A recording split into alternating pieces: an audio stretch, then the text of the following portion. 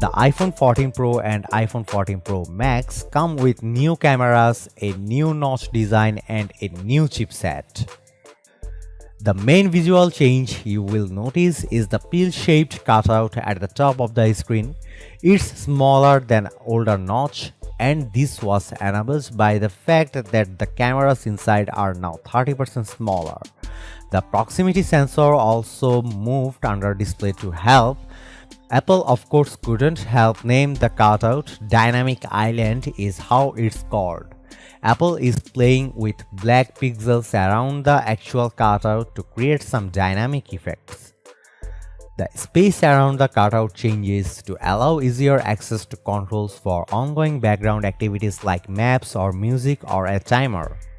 Third-party apps can take advantage of this area too. For example, you could get sports score on there.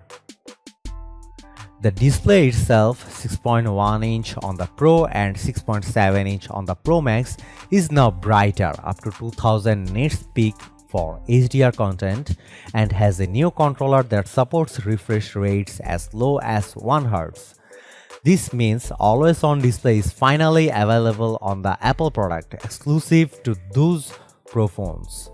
The time, widgets, and live activities will be visible at a glance on this always on display. The main camera on the back has a quad pixel sensor, which is a first for Apple but rather old in the Android world right now.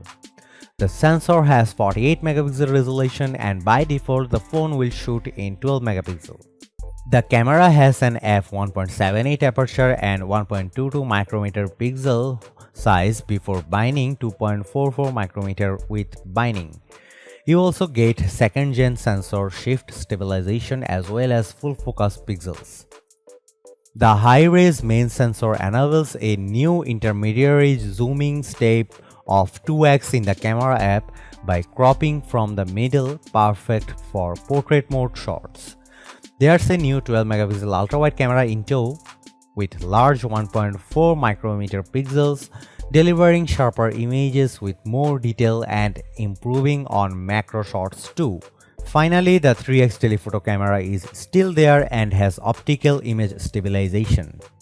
The A16 Bionic chip is the heart of the two devices and it comes with a 6-core CPU with 2 performance cores and 4 efficiency cores.